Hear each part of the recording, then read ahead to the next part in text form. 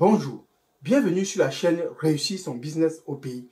La chaîne qui va te permettre, à travers des exemples concrets sur le terrain, de réussir ton projet d'investissement au pays. Ceci, quel que soit le domaine et le secteur d'activité. Et si tout se passe comme prévu, alors tu pourras prétendre à ton autonomie financière. Si tu es nouveau sur la chaîne, abonne-toi, clique sur la cloche de notification pour ne rien rater sur nos publications.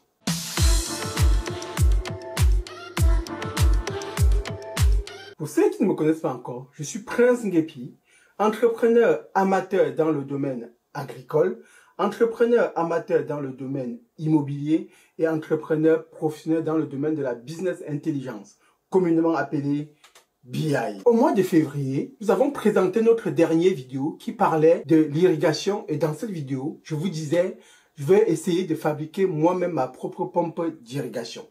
C'est toujours en cours. Et je vous avais donné rendez-vous début mars pour passer dans la phase pratique qui était le planting dans le cadre de l'exploitation de notre banane plantain. Aujourd'hui, nous sommes quasiment fin mai et entre-temps, je ne vous ai pas produit de vidéo. Pourquoi? Comme vous le savez déjà, sur notre chaîne, nous proposons des vidéos sur des sujets que nous avons d'abord pris le temps d'aller faire avant de vous en parler. Alors, lors d'une précédente vidéo, je vous avais parlé aussi d'un feu qui avait pris dans une de mes exploitations et que heureusement ce feu-là était un feu sur une petite plantation. Juste quelques jours après la publication de cette vidéo-là, j'ai eu un autre feu encore plus important sur une autre exploitation que j'avais lancée à Edea. Cette fois-ci, ce n'était plus 5000 mètres carrés, mais 2 hectares. C'est-à-dire, j'ai eu 2 hectares de bananes plantains qui sont partis en fumée. Ok, je suis à la plantation aujourd'hui comme ça, 30 août 2022. Donc le planting a déjà commencé chez Rostand et la semaine prochaine, en 2 jours, on va finir le planting des pifs chez Rostand. Et ici, comme ça, nous sommes chez Monsieur Nguépi. Comme vous constatez, après notre séparation, les gars ont engagé ce Monsieur Nguépi et ils ont déjà fini de défricher. Donc aujourd'hui là, vous voyez comment le champ est déjà ouvert. Et la semaine prochaine, lundi et mardi, le planting va finir chez Rostand et on va engager chez Monsieur Nguépi. Comme vous constatez, chez Monsieur Nguépi, contrairement à la fois passée où nous sommes passés, la fois passée où nous étions là, tout est déjà ouvert. Et donc d'ici 2 semaines au plus, le planting sera fini ici. Vous voyez, ce n'est plus la brousse comme vous avez constaté la fois passée là. Tout est ouvert jusqu'à l'eau. Ok. Mon partenaire de DEA a lancé les travaux le 30 août. Comme vous constatez sur les images, il pleut au moment où ils sont en train de débroussailler, de couper les herbes avant de faire le piquetage, trouaison suivi du planting qui a eu lieu en septembre. Donc, l'exploitation a eu au moins 2 mois de pluie avant le début de la saison sèche. 1 mois après le planting qui a eu lieu en septembre, on se retrouve au mois d'octobre et on voit que les pifs sont en train de pousser très rapidement. Donc, on voit même d'autres qui prennent un peu de l'avance sur d'autres plans. Oui, bonjour Monsieur Nguépi.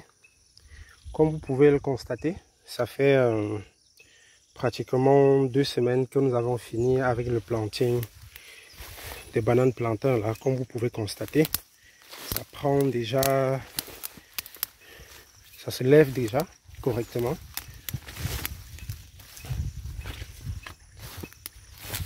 C'est par exemple une ligne.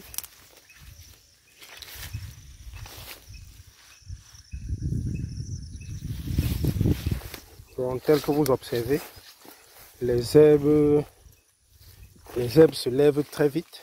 Donc, ce que nous allons faire, c'est de programmer très rapidement un rabattage.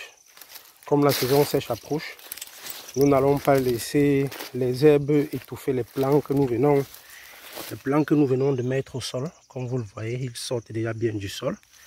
Nous allons programmer un rabattage. Et après le rabattage, nous allons faire un herbicidage Et après l'herbicidage qui est un désherbage.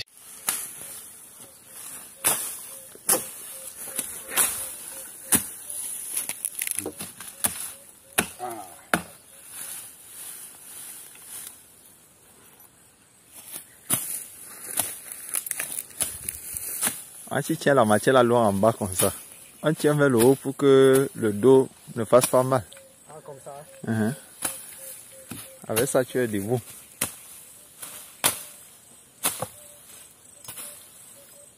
Ah, c'est fait comme ça pour que la main ne sorte pas. Ouais.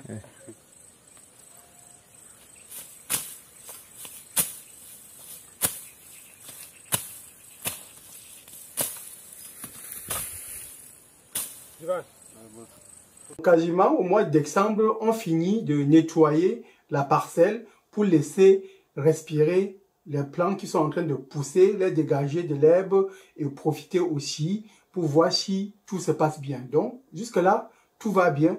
On poursuit l'entretien normal de la parcelle, c'est-à-dire on attend tranquillement le début des pluies qui aura lieu 3 mois après, au mois de mars, pour à nouveau booster les plantes. Mais entre-temps, on fait le nettoyage et le suivi quotidien, comme tout cela se passe dans une exploitation. Au mois de février, donc, je demandais la vidéo routinière d'habitude pour préparer mes sujets. Donc, j'étais en train de finir le sujet sur l'irrigation et je vous parlais aussi du feu que j'ai eu dans ma petite exploitation. Et j'avais demandé qu'on me donne des vidéos pour que je voie à peu près comment les choses évoluent sur le terrain. Donc, je reçois ces images-là. Tout se passe très bien début février. Comme vous pouvez le constater, tout va très bien. On continue l'entretien au mois de février. À nouveau, on nettoie l'exploitation, on dégage bien les herbes autour des différents plants et on nettoie aussi les limites du terrain pour la prévention contre les feux. Donc, jusque-là, tout va bien. Donc, ici maintenant, c'est chez Monsieur Nguépi. Le défrichage est un peu plus avancé. Ici, les herbes sont montées, les herbes n'ont pas étouffé les pifs qu'on a mis comme sur Rostand. Ouais, donc ici, on n'aura pas beaucoup à renforcer car les herbes n'ont pas beaucoup étouffé. Oui. Et dans l'ensemble, ça va.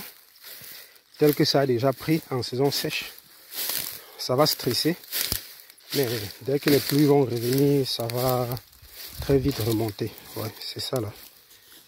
Donc ici, c'est chez Monsieur Nguépi.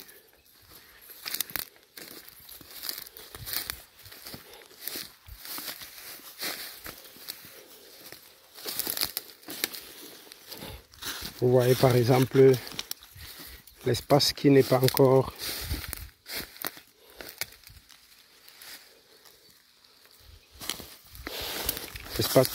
défriché.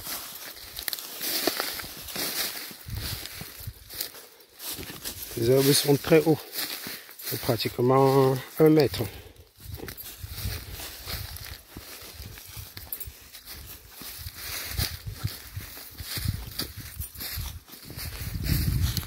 Donc, début mars, je demande encore une vidéo de routine de contrôle comme d'habitude. Je demande, puisque mon partenaire qui est sur IDEA, il habite Douala, donc il y va peut-être tous les week-ends. Il a quand même des employés qui vivent sur place dans sa propre exploitation où il fait de l'ananas et aussi de la banane plantain parce que lui, il a 6 hectares. Moi, je n'en ai que 2. Donc lui, il s'occupe de tout ça. Donc au cours d'une des visites sur le terrain, il descend sur le terrain. Grosse surprise. On est juste 2 semaines après avoir été informé que j'ai eu le feu dans mon exploitation de 5000 m² du côté de l'ouest. Donc cette fois-ci, grosse surprise lors de sa descente où il fume la veuse. Comme vous constatez par vous-même les images. Je préfère ne rien dire, constatez par vous-même. Georges, il y a une chose que je ne comprends pas là. Je suis comme ça là chez Monsieur Nguépi. Je me rends compte que le feu est sorti quelque part pour brûler la bananeraie de Monsieur Nguépi. Moi, je comprends rien. Je ne sais pas d'où sort le feu. Voilà. tous les bananiers là ont brûlé. Comme tu le vois, ça a pris une partie chez Guy. Mais je doute fort que le feu vienne de chez Guy. Et quand je traverse ici, je vois que le même feu a pris une partie ici chez... J'ai l'impression que le feu là vient du côté de Mbolé. Oui, parce que je vois que quelqu'un a mis le feu là-bas. Ça doit avoir seulement traversé. C'est ça ici. Ici que je vois le feu chez Mbolé.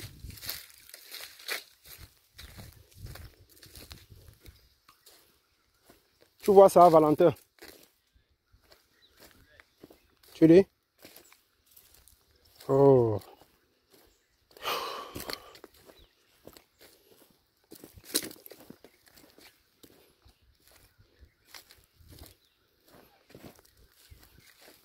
Tu vois, ça s'est juste arrêté au niveau où les herbes étaient... Il n'y avait pas les herbes qui ont séché, quoi.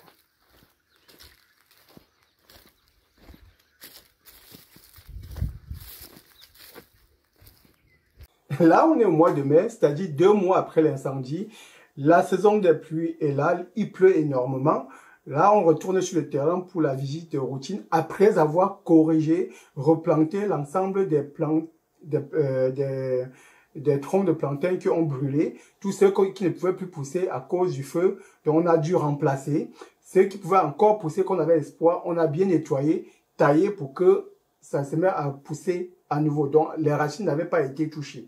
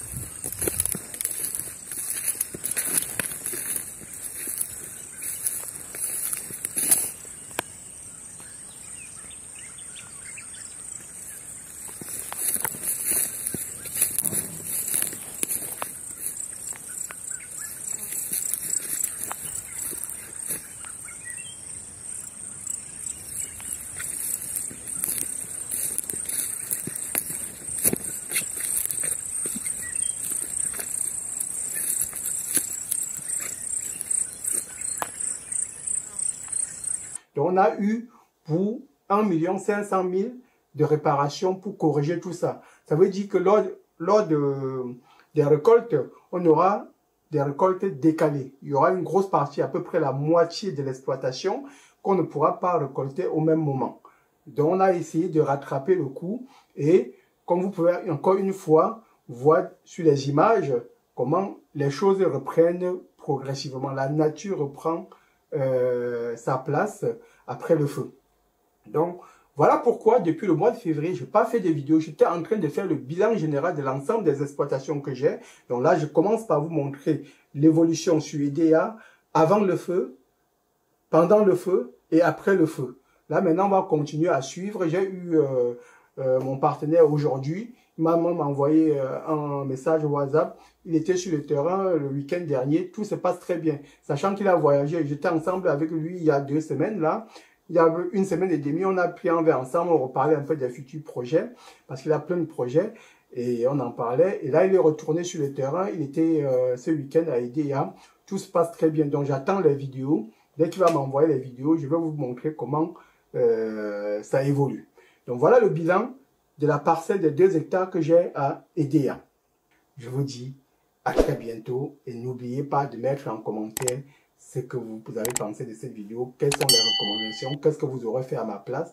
Donc j'attends tout ça en commentaire, ça me fera plaisir d'échanger avec vous à nouveau. Ciao!